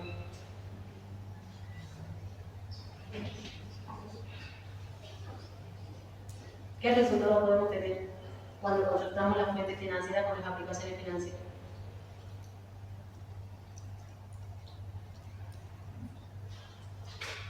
También positivo o negativo, ¿o no? Superávit o déficit, ¿sí? En este caso también, o sea, lo que hace la recomendación más que nada es dar un marco conceptual, más que nada, porque de lo que hace el presupuesto hay mucho más, como les decía, escrito, hay mucha normativa, hay mucha bibliografía al respecto, más que en la parte de estados contables, ¿sí? La recomendación técnica número 3 lo que hace es ir directamente a cuáles son los estados contables que se pueden presentar en el sector público. Un estado de situación patrimonial que tiene rubros muy similares, obviamente, a las resoluciones técnicas, pero lo que acá tiene siempre como diferencia es la evaluación, ¿sí?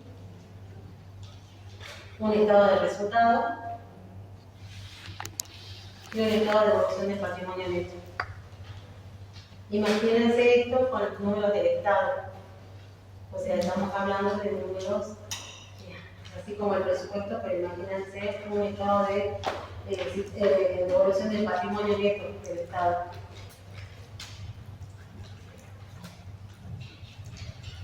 Un modelo de Estado contable de flujo de efectivo también. Bueno, y vamos a lo que hace la resolución técnica número 4. La resolución técnica número 4 lo que hace es la medición de los activos, específicamente. Y ya se inserta específicamente en cómo se evalúan distintos activos, que es lo que veníamos hablando más o menos, ¿sí? Y dice que un activo es un recurso sobre el que la entidad tiene control como consecuencia de hechos pasados y que tiene el potencial de producir beneficios, que incluyen un potencial de servicio consistente con la finalidad de contribuir al desarrollo del cometido estatal y o de la función administrativa, ¿sí? ¿Cuál puede ser un activo considerando este concepto?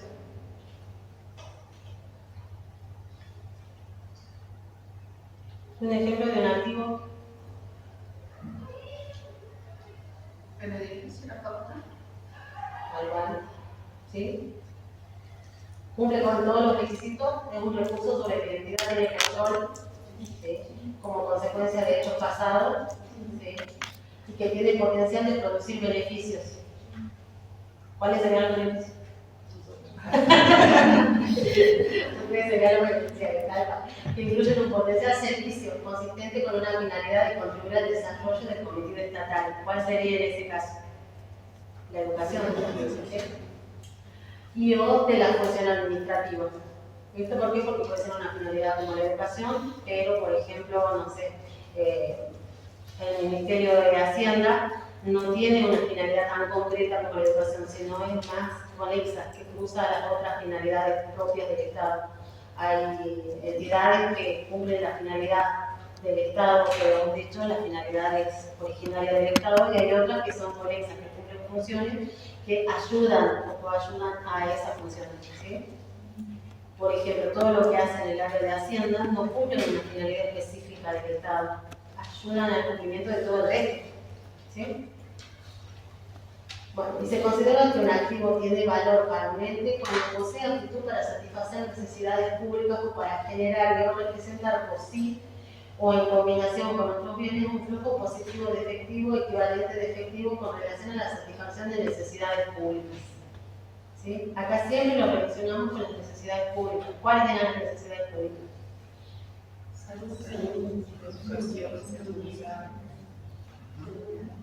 ¿Sí? La contribución de un bien a los futuros flujos de efectivo o sus equivalentes deben estar aseguradas con certeza o esperada con un alto grado de probabilidad, pudiendo ser directa o indirecta, ¿sí? Volvemos al tema que no siempre vamos a tener una contribución directa, muchas veces tiene que ver, como les decía, hay ministerios o hay áreas que sirven o ayudan no directamente, o sea, no se dedica a la educación, a la salud, a la seguridad, como puede ser un hospital, un colegio o la policía, ¿sí? Pero hay algunos que indirectamente ayudan a que esos servicios se lleven adelante. ¿Sí?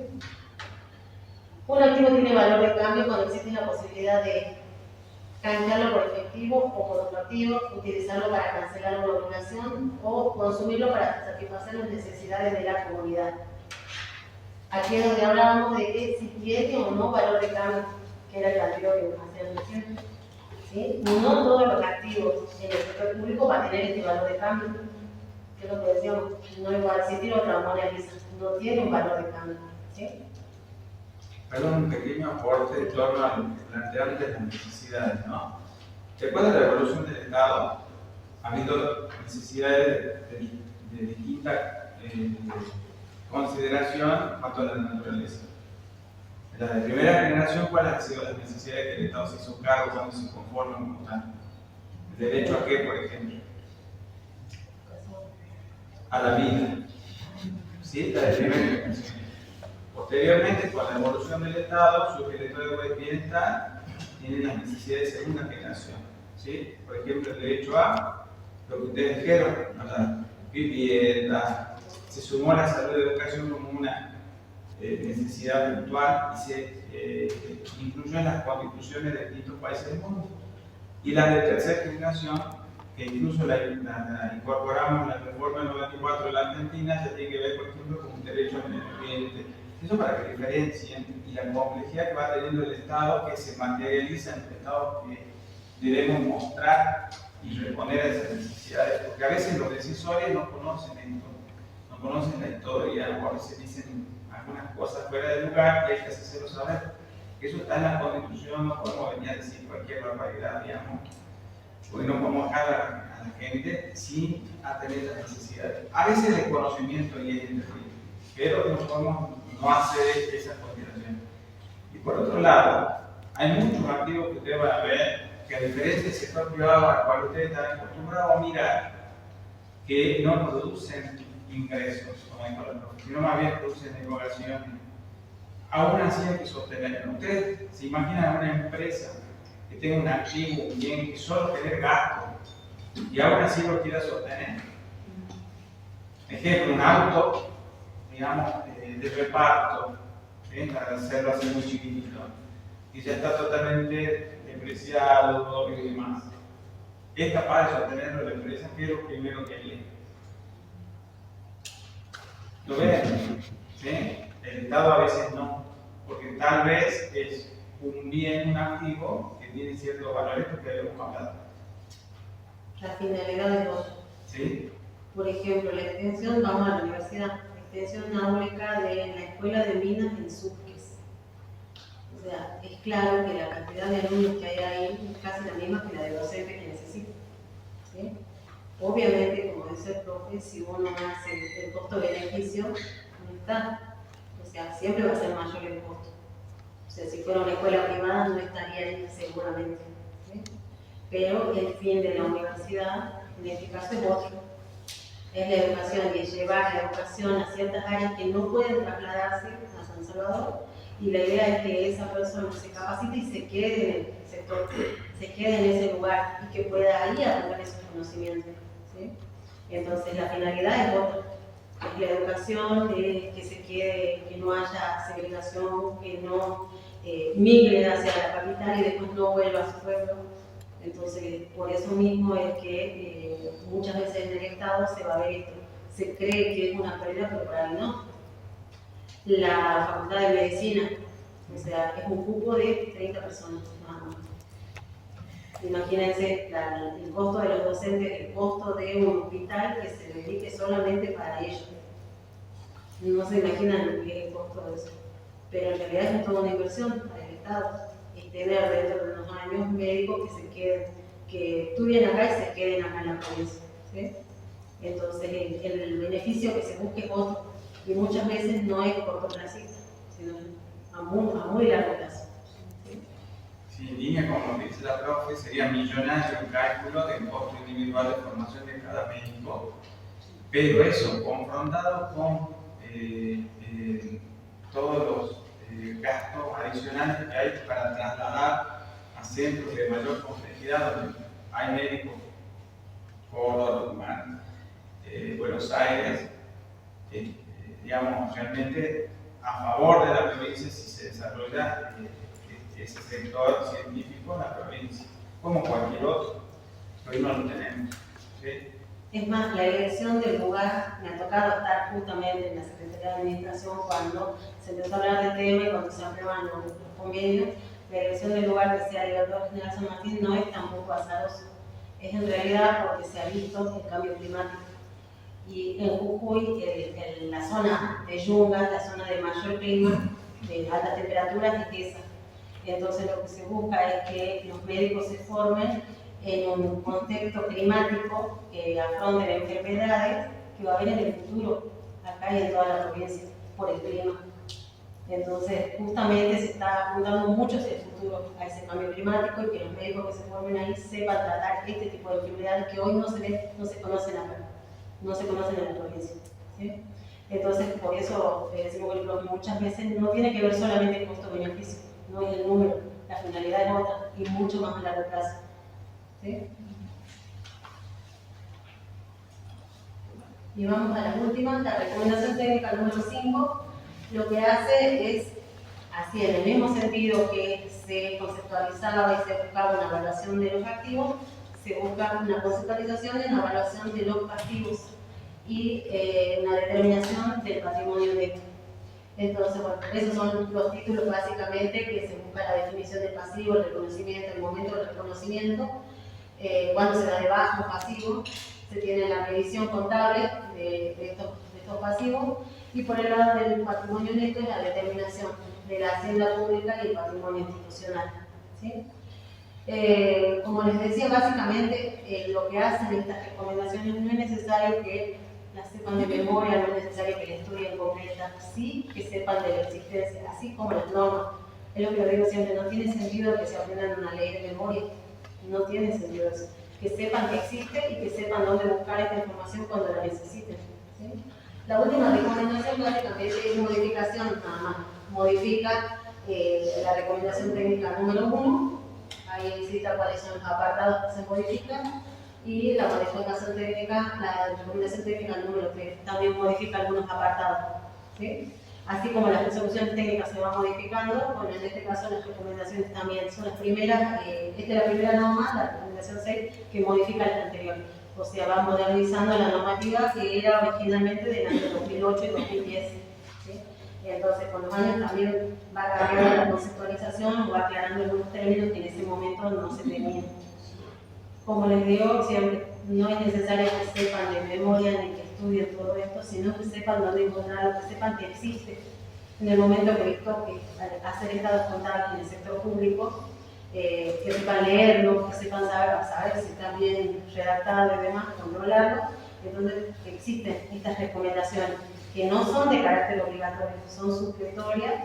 ¿Por qué? Porque siempre va a estar regido por la norma, ¿sí? Tanto en nación como en provincia. Siempre tienen que buscar en el sector público lo normado, con las leyes y decretos. Después están las recomendaciones que ayudan a aclarar muchos conceptos. ¿Sí?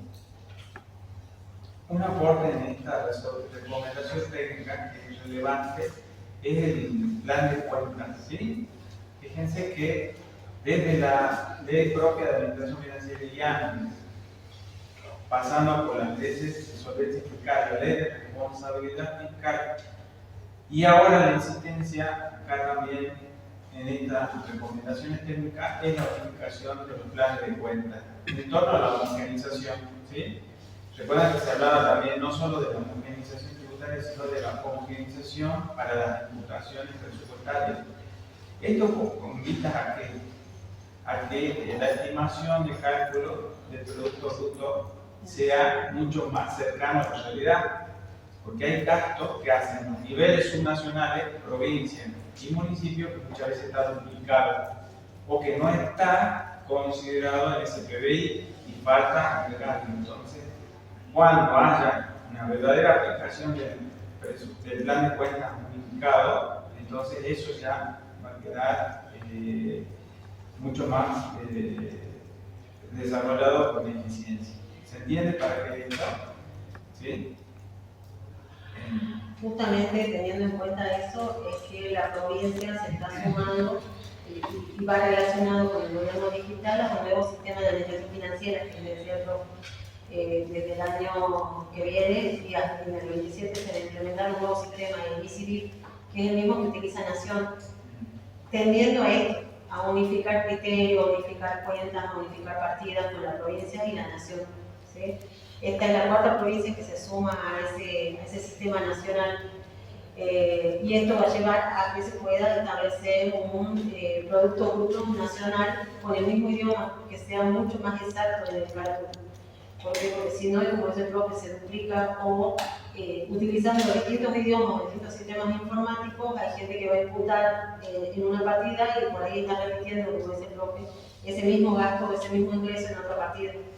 Entonces, la idea de tener un sistema único en toda la Argentina, donde tiene la Nación, que hasta este momento solamente ha logrado que 4 provincias ingresen en ese sistema nacional, pero yo creo que se va a ir implementando porque se moderniza, se actualiza anualmente y tiene un costo tan alto que en realidad ninguna provincia puede afrontarlo sola.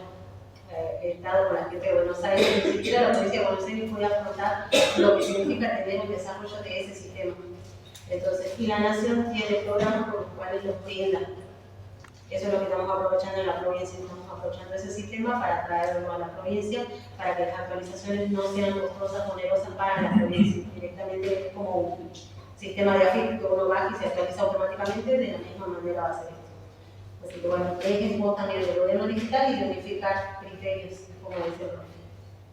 Y lo último de mi parte, que lo grabé en la página, que también lo aclaró un poco la profe, es que cuando miren estas recomendaciones, el precedente también más directo, habla de contabilidad gubernamental del órgano rector, que es la Contraloría General de la Nación, que está suscrito. Si ustedes cuando lo vean que tiene muchas similitudes con distintos tópicos que hay en cada una de las recomendaciones técnicas. ¿Sí? Que ha hecho cada recomendación explayarse sobre algunos criterios puntuales, pero lo básico está en ese manual. Si ustedes leen todo el manual de contabilidad, van a encontrar todo este desarrollo. Pero las recomendaciones como que ya lo hacen como más aplicable a los distintos organismos de la administración social central, descentralizada, ¿sí? Y los otros entes. Es decir, que hace una apertura integradora para todos, como lo es la ley de administración financiera, ¿sí? Bajo los criterios de aplicación integrada e integral a todos los organismos y a todos los conceptos presupuestarios, patrimoniales y financieros. ¿Sí? Con eso más que nada para contar. ¿Dudas, chicos? Consultas, aportes, comentarios. ¿Por dónde podemos encontrar la norma completa? ¿Cómo? ¿Por dónde podemos encontrar la norma completa? O sea, las En la recomendaciones. PAPS. En la PAPS. En la página de la PAPS. Sí, ahí está la PAPS. Pero están las recomendaciones, se las subimos, ¿no? De todas maneras. Ah, Están listo. todas, las 6 están subidas, más el manual de contabilidad gubernamental. No están mirando la página, ¿no? La verdad que está pintada al óleo. ¿Verdad? Sí, están también. ¿Están? ¿Sí? Esta última tiene un agregado que hoy hicimos a último momento para el profe. Actualizamos hoy. Sí. Pues yo tengo hasta las 4. Sí, también muy bien, ella está ahí. ¿Alguna aporte, duda, chicos? Consulta sobre algún tema que quieran para hacer la fotografía. Escritorio, reclamos. ¿Cómo ha sido la encuesta? Nos han tirado muchos cañonazos. Que creo que el profe no la vio todavía. Exactamente. Entonces estoy como Kiev, lleno de drones, tirados. Estoy incendiado. Justamente yo iba a agradecer eso, que hayan ingresado a la encuesta, que hayan respondido, porque nos ayuda mucho. Primero, para el trabajo de investigación que estamos haciendo, que en realidad el profe no está incorporado por cuestiones de tiempo, sí me autorizó, pero no está incorporado, así que por eso no veo los resultados todavía. Y segundo, que ayuda mucho a mejorar la clase. O sea, en virtud de eso, ya le voy a mandar lo que vamos a hacer para la clase del cierre de mañana, en virtud de los comentarios y las sugerencias mismas que han hecho ustedes. Así que vamos a hacer un cierre distinto a esto, ¿sí? Así que ya les envío por el grupo y bueno, vamos a trabajar para mañana. al último trabajo práctico. Y ahora mando específicamente donde están las recomendaciones dentro de la página, como para que la tengan. Consulten dentro de poco. Yo creo que mañana ya se reciben ustedes en la pausa de la manera que hacen.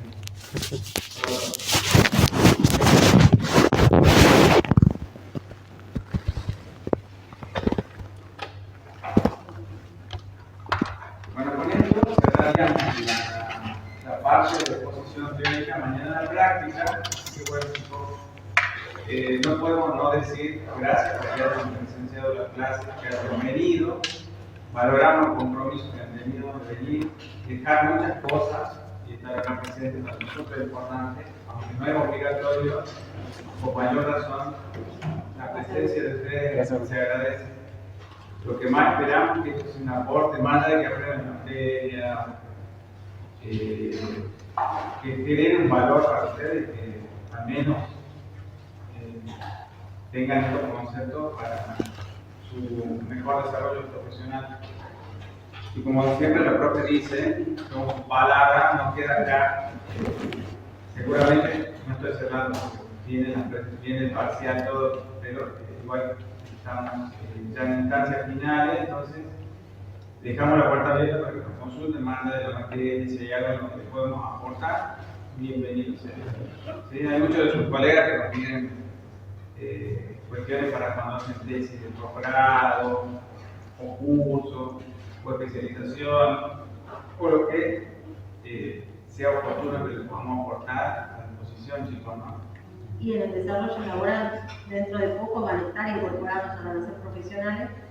Y los primeros pasos por ahí son complicados. Si están en el sector público, no duden si tienen alguna consulta. O sea, nosotros siempre vamos a contar desde la norma, desde lo que correspondería hacer. Nos ha pasado, por lo menos en lo personal, que hasta ahora mi mentor, mi profe de contabilidad pública, me sigue acompañando, cada tanto nos juntamos con él y él me da algunos consejos de cómo desarrollar en la profesión hoy todavía. Así que a disposición con todos ustedes cuando necesiten. Gracias, profe. ¿Alguna pregunta? ¿No?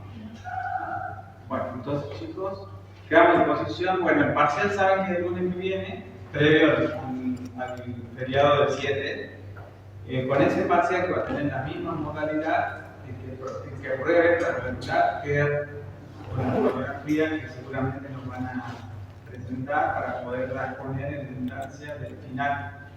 Y los chicos que promocionan tendrían que hacer el coloquio final para obtener la promoción. Eso creo que las transferencias las tenemos, si querés las repasamos con las dudas para que, ya que es el último día que nos veamos, por lo menos conmigo.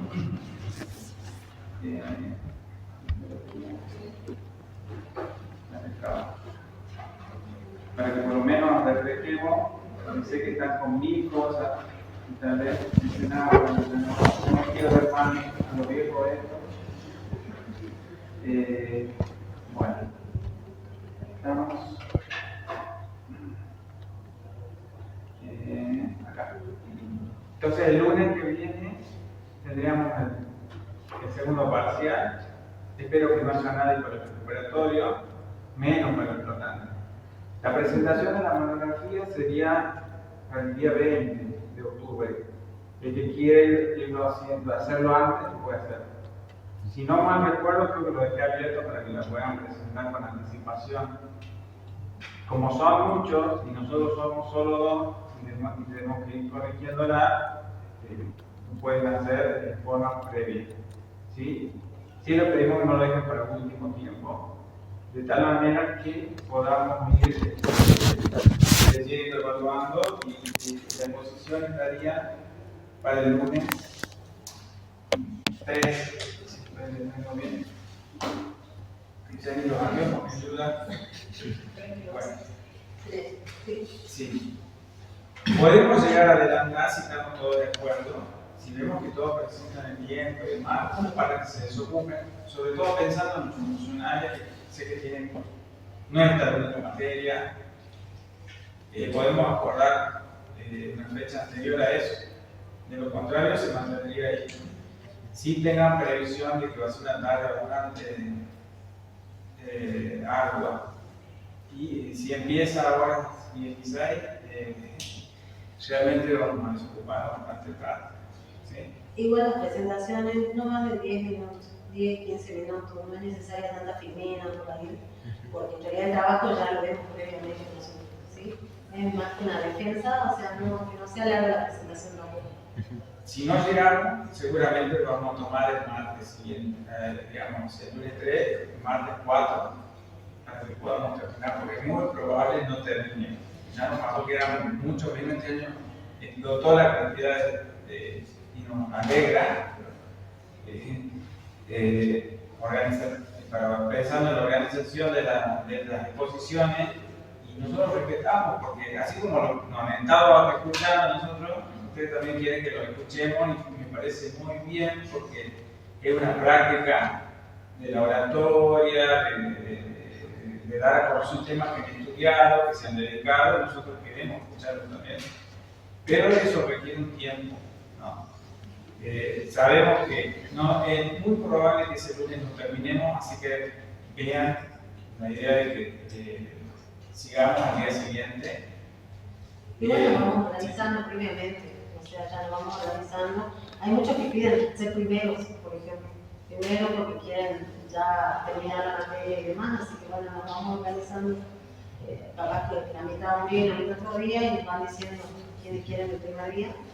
Y si no, nosotros. Y el horario, porque muchos viven lejos, quieren irse temprano, entonces vamos a tratar de ser considerados como que viven lejos, que puedan presentar primero, o quienes tienen niños, hay mamás que tienen niños que ir a cuidar, o papás que ir a cuidar, lo que fuera, nos lo tienen que decir, porque nosotros hasta ahora no podemos leer mentes, nos encantaría, pero no. Si no lo dicen, lo vamos a considerar, chicos.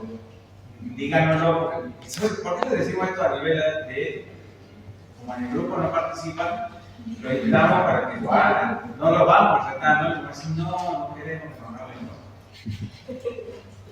Parece que tiene que quitarse ese miedo, esa, más que miedo, me parece que es timidez, como la canción de la época de nosotros, ¿cómo era? Me parece que es miedo. Los más de ahora. No creo. Sí, esto sería el cronograma. Bueno, vamos hablando. ¿Alguien quiere decir algo? En la exposición va a haber preguntas, ¿no? Podemos hacer consultas, ¿sí? Pero no van a ser destructivas, no constructivas. Ya va a estar al lado del trabajo. Pueden tus compañeros con nosotros hacer aportes. O sea, chicos, tómenlo así, en el sentido que ustedes han visto que varias instancias, ¿sí? Dentro de pocos días son las jornadas de educación virtual. Bueno, hay jornadas en la Universidad de Salta, acá, de distintas cosas.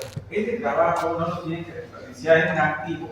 Tómenlo como un activo, de tal manera que si hay alguna corrección, alguna sugerencia de ampliarlo o de mejorarlo, lo tengan para hacerlo en una presentación que amplíe su currículum, ¿sí? No es lo mismo Alfredo sin ponencia que Alfredo con una ponencia en tal jornada. Me explico lo que dicen, no solo pensando que vayan a ser profesores, si ustedes quieren ser profesionales privados, dan servicio, en el currículum ponen representado una ponencia vinculada al tema, les da otra presentación. Que no, o sea, que lo que le queremos decir es que no lo desperdicien al trabajo solamente para aprobar la materia, sino que lo puedan aprovechar, ¿sí? Para una presentación, para una ponencia. Y el concepto de ciencia económica, que seguro que vamos a tener muchas jornadas para presentar trabajos ahora. Se va a abrir más el concepto, que eso es lo que estamos buscando un poco. A ver, ahí y en otros lugares, eso lo van a poder aprovechar. Ya empieza una etapa profesional donde ustedes tienen que empezar a mostrarse, ¿sí? Hacer el marketing de cada uno, no quedarse calladitos así, sino, porque si se queda callado ahora, pierde. Acá hay que mostrar mucho, ¿sí? pendiente para cuál es la iniciativa. Sí, por eso un poco fue cuando hacen preguntas. El año pasado ya también hicimos nota pública, Ajá. hacer un organismo, algo para exponer. Sí. Y Eso quedó todavía de lo que yo lo dejé. ¿Siguen eligiendo un organismo para estudiarlo? sí, sí.